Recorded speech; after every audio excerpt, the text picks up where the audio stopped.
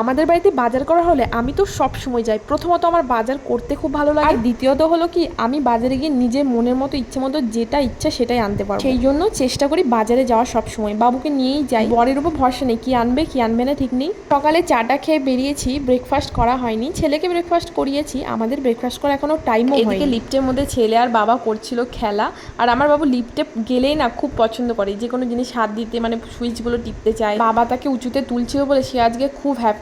তো চলো ফাইনালি আমরা নিচে পৌঁছে গেছি। এবার আমরা বাহনে করে সোজা চলে যাবো বাড়ির থেকে বেরিয়ে। এই রাস্তাটা বেশ ভালো লাগে, বেশ সুন্দর, আর সকালবেলা এভাবে বেরোতে খুব ভালো লাগে, ওয়েদারটা বেশ ঠান্ডা ঠান্ডা। সবার প্রথমে চলে এলাম মাছের দোকানে, মানে মাছের বাজারে। তো দেখো জ্যান্ত মাছও আছে, তো এখান থেকে দেখি রুই কাতলা কি মাছ নেওয়া হয়ে গেছে। এবার চলে এলাম সবজির বাজারে। বাজার কমপ্লিট করে বর আমাদেরকে দিয়ে গেল বাড়িতে, আর এদিকে ছেলে রাগ করেছে, সে বাবার সাথে যাবে। চকলেট দিচ্ছি, যাই দিচ্ছি, কিছুতেই মানছে না সে একদম। প্রায় 1 ঘন্টা আমি ওর পিছনে ছুটেছি।